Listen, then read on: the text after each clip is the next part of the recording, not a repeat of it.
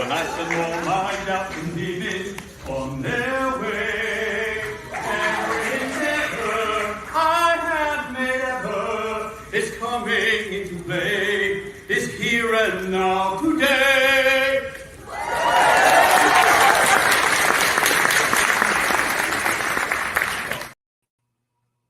Good morning, folks, and we are amazed to be here, and this is your moment to hear greatness. You get a ring of the victory bell because you're here and you're so amazing. And you know who else is also amazing? My next guest, Scott Schilling. He is an international speaker and trainer, media host, executive coach, and consultant who brings up a unique combination of 35 years of life experience. He still looks 29 to me.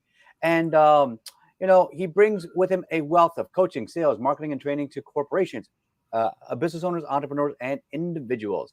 He has presented at over 3,000 live events, sharing the stage with General Colin Powell, Suze Orman, Jack Canfield, Les Brown, Stephen Forbes, and many, many more.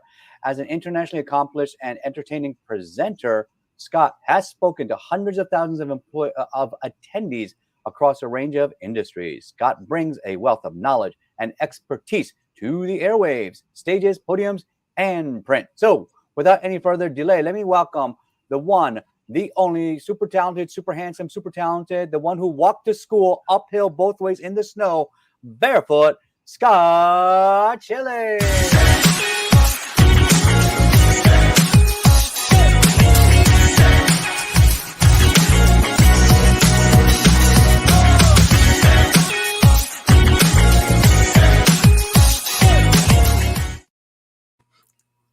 Hey, Scott. I love that intro, man.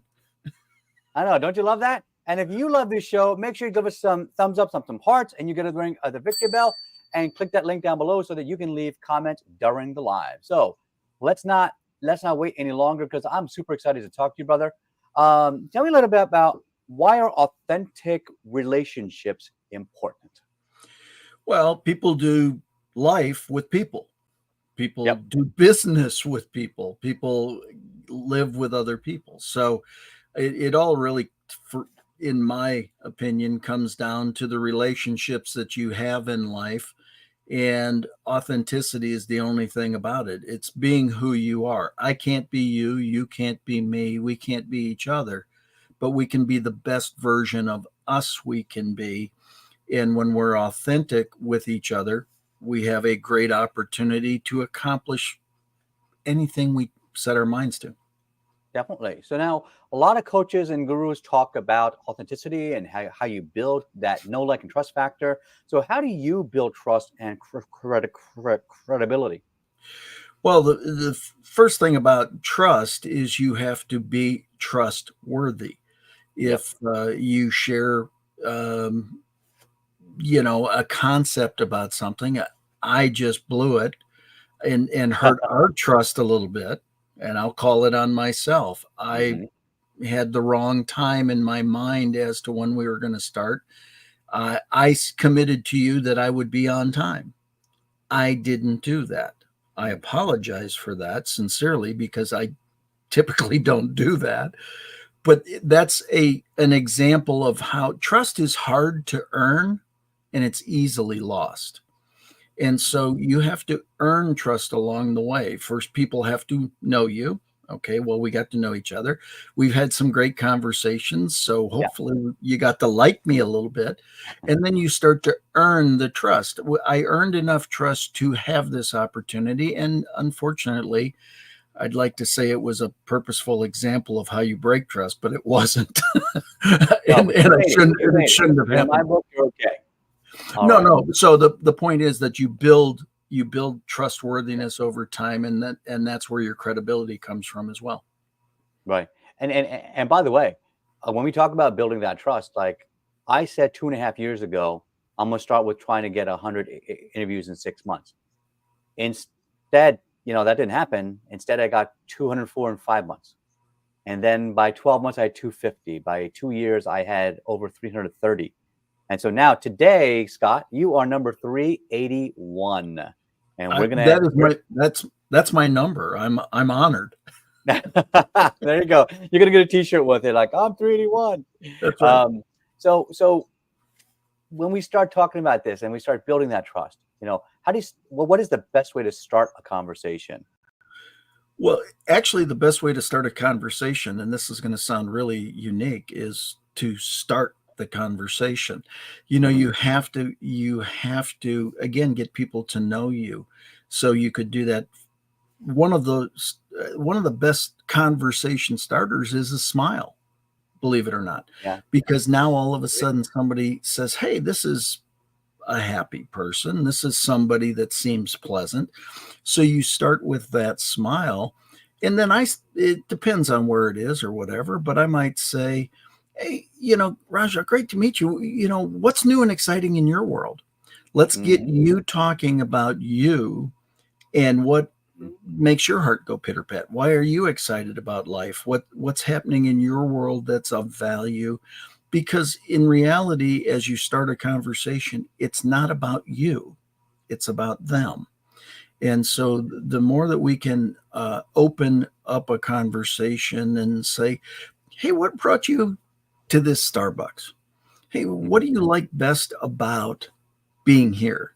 Any of those kinds of things become conversation starters. And again, in a friendly greeting. Well, what's a friendly greeting? Hi. So it's not just the word hi, but it's the expression, it's the tone, it's the gesturing, it's all of it that starts that The emotion conversation. behind it. Yeah. Yeah. And now I taught something like that with my annual speaker confidence workshop I do for like Fortune uh, 100 clients, and I do this exercise where I say, "All right, everybody say happy birthday," and everybody says, "Happy birthday." I said, "Oh, come on, that's not how you would say it to a 5-year-old on his favorite birthday, right? Now, say it to somebody who just stole your wallet. Happy birthday. Say it to somebody who you just fell in love with. Happy birthday." And it's a different emotional context, isn't it? Same exact. Oh, I love the way that you do that. I think that that makes all the sense in the world. One of the things that Yeah. I share in trainings is one of the first times I went to a chiropractor, he says, "You got a subluxation. You could die." Hmm. And I was like, "Dude, you just told me I could die of something I have no clue what it is, and you Yeah. seem to be happy about it." I'm not, there was a very big incongruence with words, Yeah. It doesn't make action, and sense, deed, when they say right? stuff like that. Yeah. Yeah. I mean, I remember when you start building those relationships, and I think maybe people don't realize what's coming out of their mouth, because we go back, I think, 50 years. A psychologist, I forget his name, that said, 7% of your communication is in words, but it's actually the majority is like 38% is tone, and the other something 47% that's it's your body language. So, when someone says that to you, and you feel that incongruence, it's like, you don't want to go to the hospital and have a cancer doctor tell you, "You got lung cancer. Woo!" Why are Yeah, you no, happy I about it? mean, Why are you cheering it but on? that's what people don't they don't It doesn't make match. They're sense. not Yeah, they're not Um, congruent with their words, their actions, their deed. That was Dr. Albert Maharaban at UCLA did a study on communications. And yeah, absolutely you've got to tie it all together.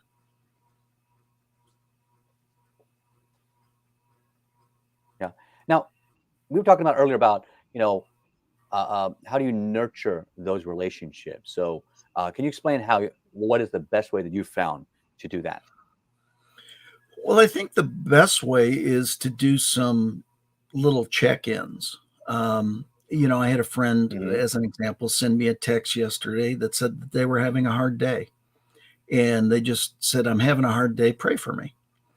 And so that Yeah. was early in the morning. Well, later in the day, I made a call hoping to talk to him, but I ended up not. But I just let a message that said, "Hey, I know you were having a hard day. Just want to let you know I was praying for you throughout the day, and I'm sure that you ended up having a better day."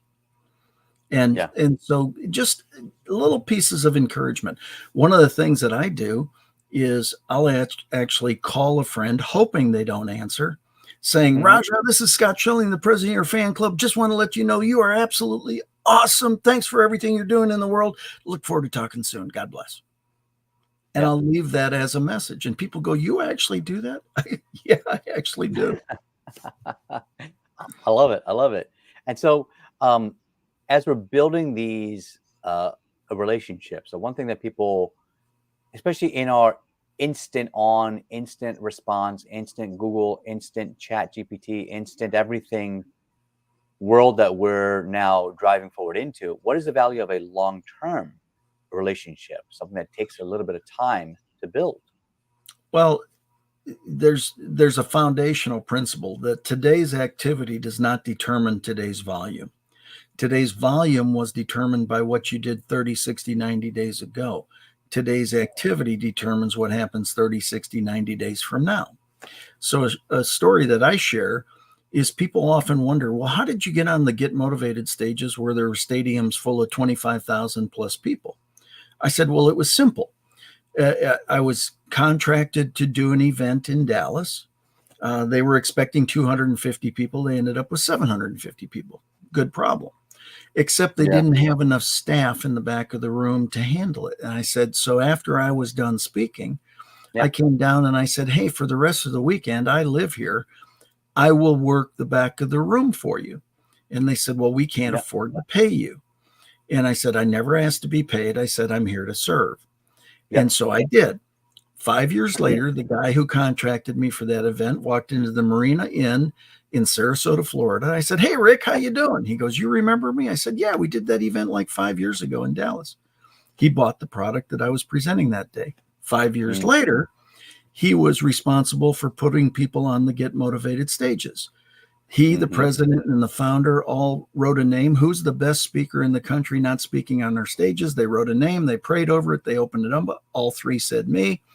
They called me and said, God says you're supposed to be speaking on our stages. I said, I agree with them. Let's do it. I was a 10-year overnight sensation.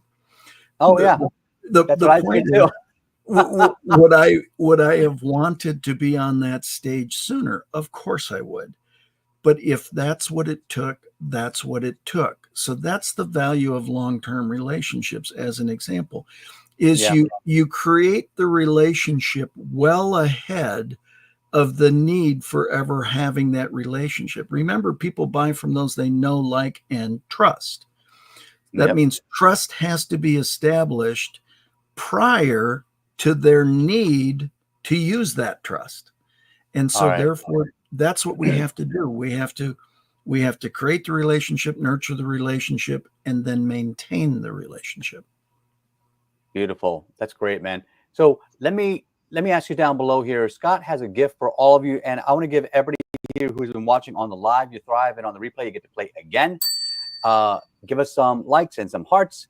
On that link down below, Scott has a gift for you. Scott, tell us what they're going to get when they click on that link. Well, one of the companies I own is a travel company, and we do wholesale travel. So we get tremendous deals on travel. And so we got to talk to him, because I want to do a retreat, and I want to bring in people into Philadelphia to do a live retreat. Well, and we can do that. I'm going to give everybody a 1-year membership to our wholesale travel platform just for listening to the show and being of service. So we do things like we've got resort condominiums, 8 days, 7 nights for $299. Not a night.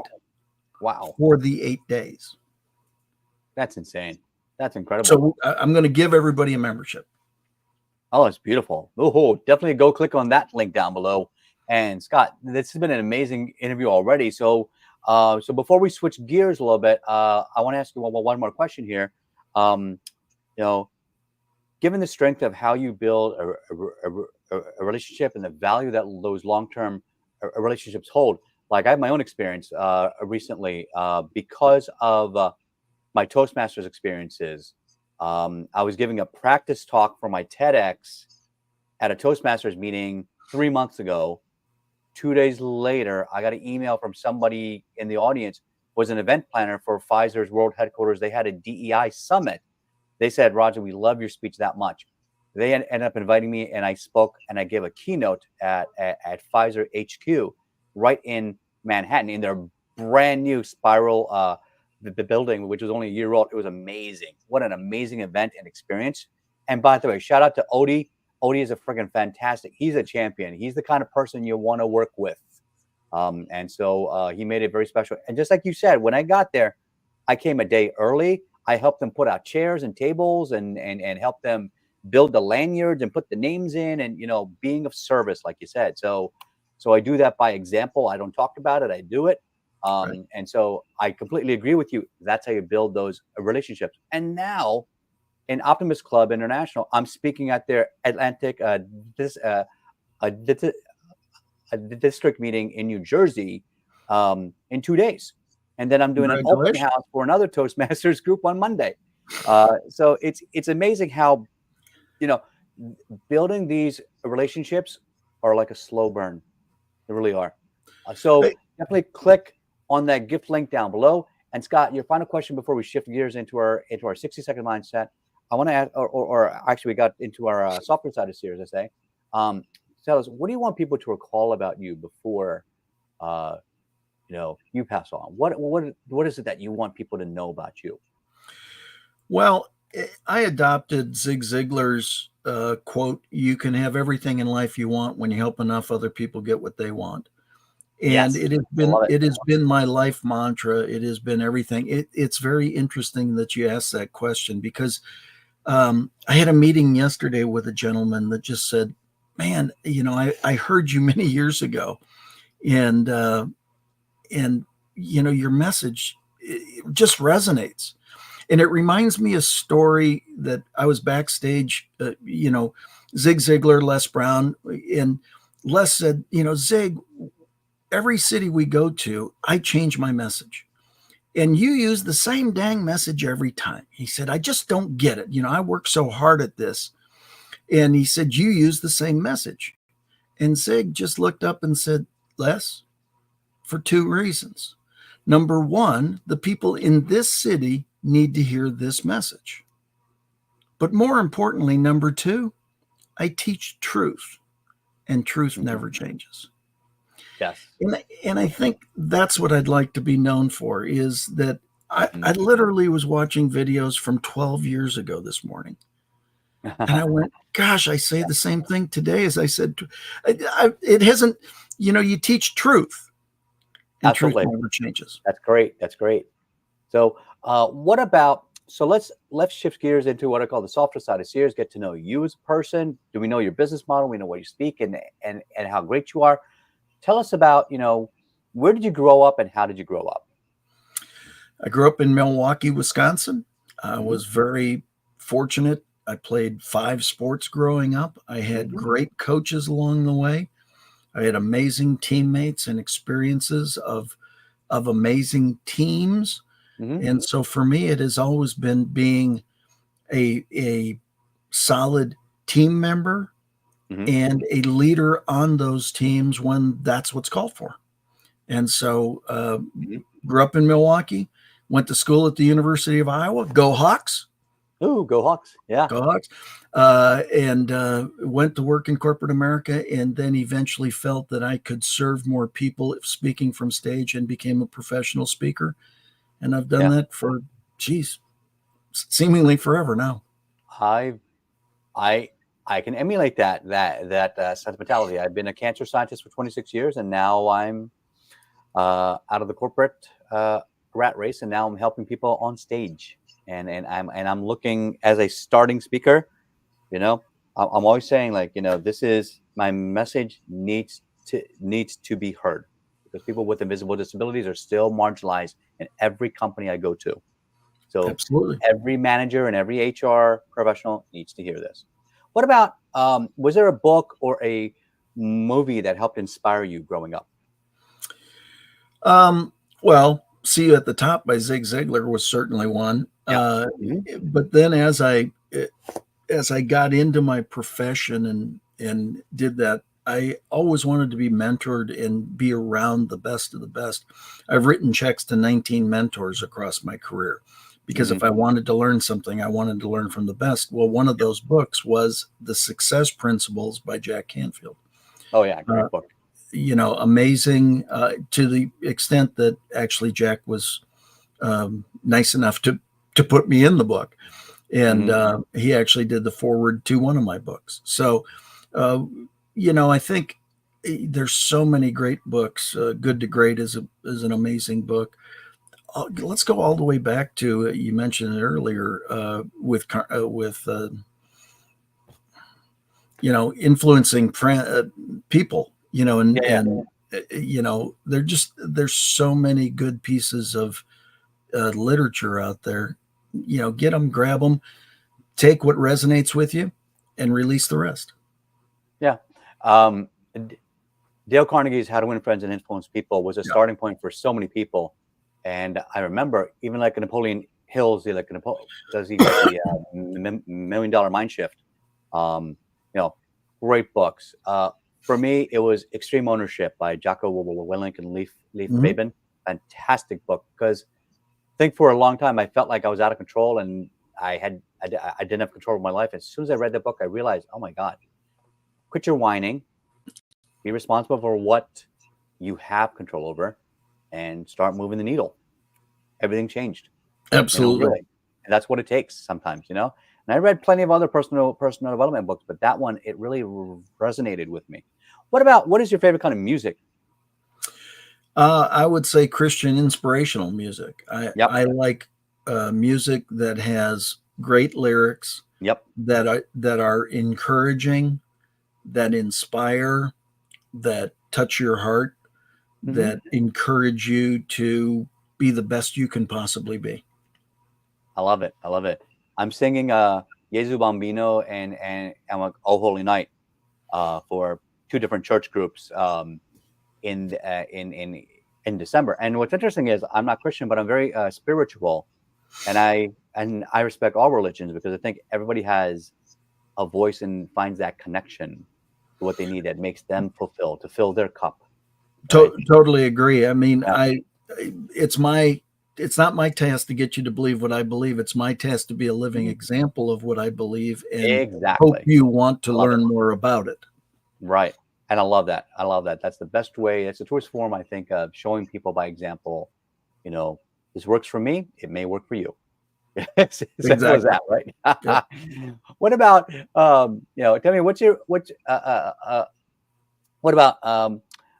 fun fact about you that maybe people don't know? Well, I lived through a near-death experience. I don't know if it's a fun fact, but it's a fact. I think, and I wrote about it in one of my books, I've been knocked down multiple times in my life. I'm no different than anybody else. They've been knocked down at multiple times. I think part of the reason for sharing, I had zero desire to tell everybody about every time I got my butt kicked, but I had every desire to help people get up if they had their butt kicked. And so I think that it's the having that unwavering belief that I've been put here to be of service to make the world a better place. I think that's actually a fun fact. It's like, why do you believe that? Well, I wouldn't have the talents and capabilities I've been granted if that's the mission. Yeah. And what's interesting is, like, when you think about that, we all come through this in our own journey in a different way. I would not have shifted had something bad not happened at work. Right. And so I talk about that in my TEDx, and not to deep dive into that, but I'll give you the very, very short, the 10-second version.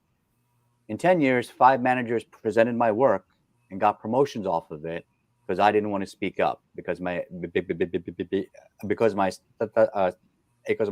stuttering, it would take me too long to present. So they would do it for me. And one of them left my name off the slide deck. Can you believe that? Even though half the data slides were mine. So that was my pivot point. I decided I could either be angry and fight and complain, or I could do something about it. So my parents taught me well. I forgave, but I did not forget.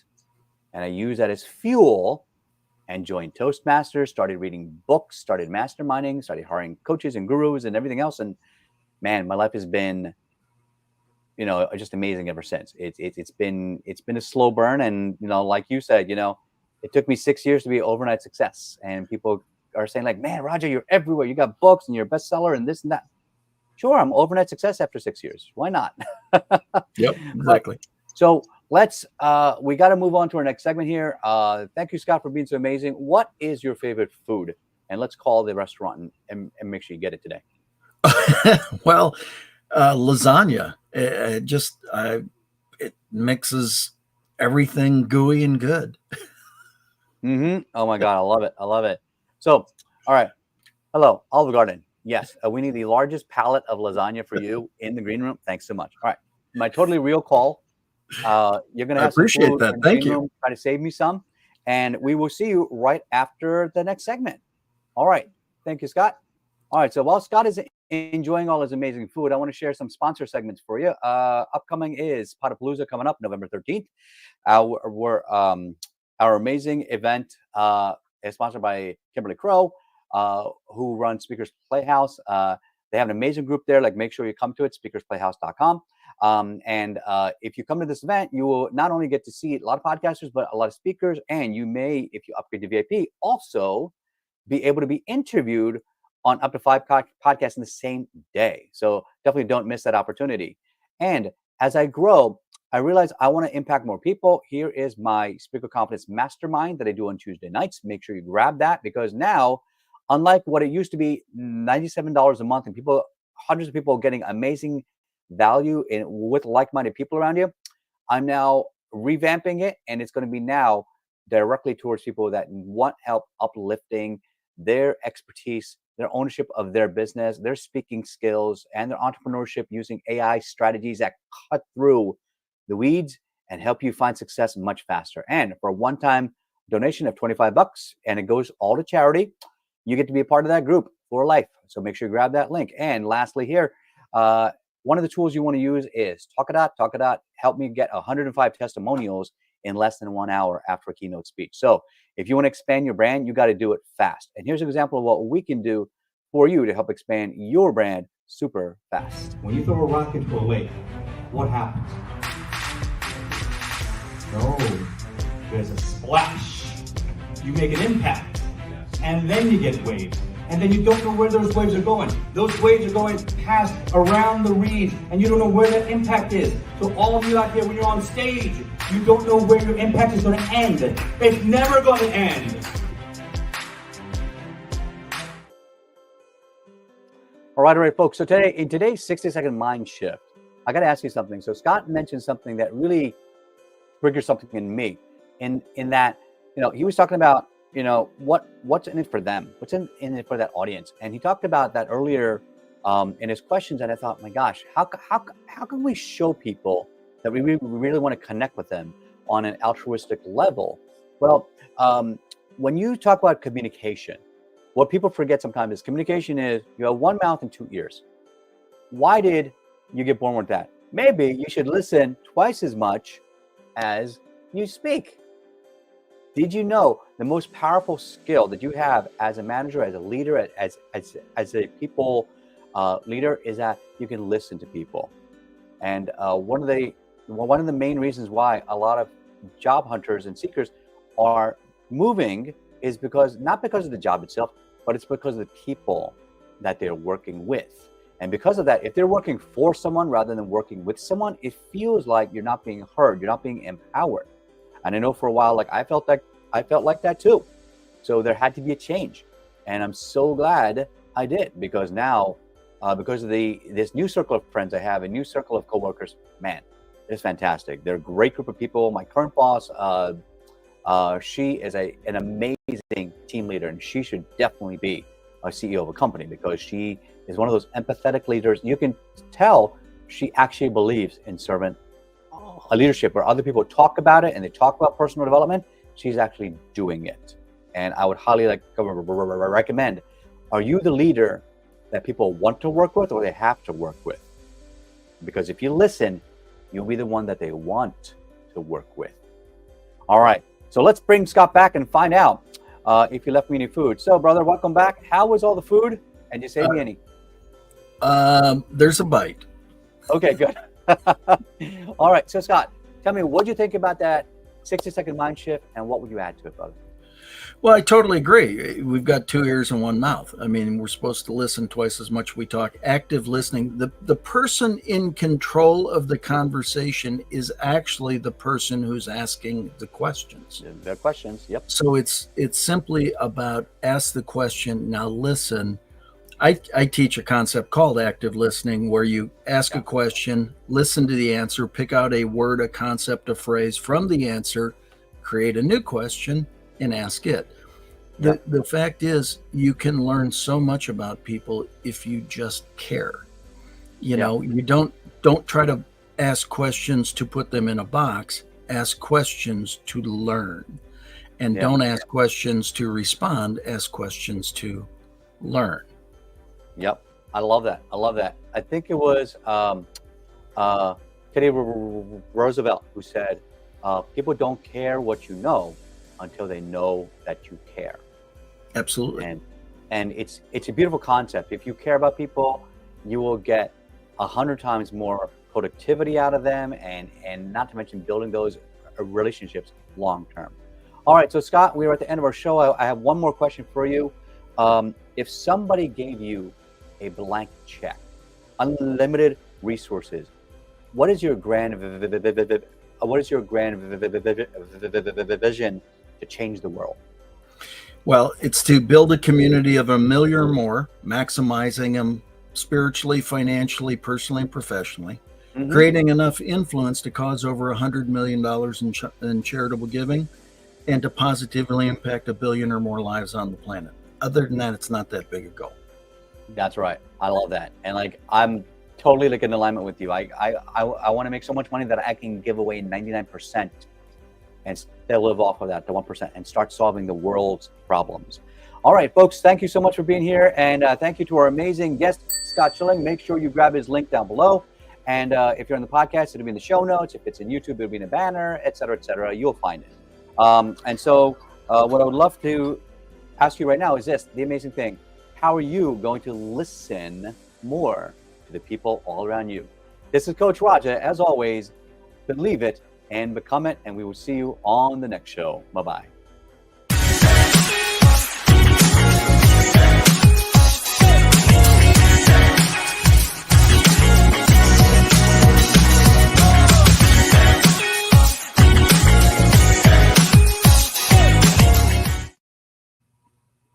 All right, awesome. Scott. Yeah, it's good. So I got 3 quick questions for you for your a testimonial, then we'll be off there. First question, what was your favorite part about being on the show today? Well, I think being able to share a good, solid message that can be of service to the audience and the listeners, and also serve you at the same time.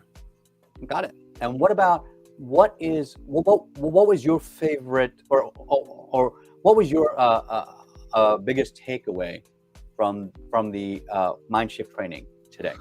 Well, I think you've got a great desire to want to be of service to other people and help them at least consider a possibility for their potential improvement. And I think that's admirable. Beautiful. Thank you so much. And on a scale of 1 to 10, how much would you recommend me to somebody else's stage? Well, I already have. But beautiful. A 10. Can't wait. All right, folks. That's it for today. The podcast crew knows what to do from here. So we'll see you all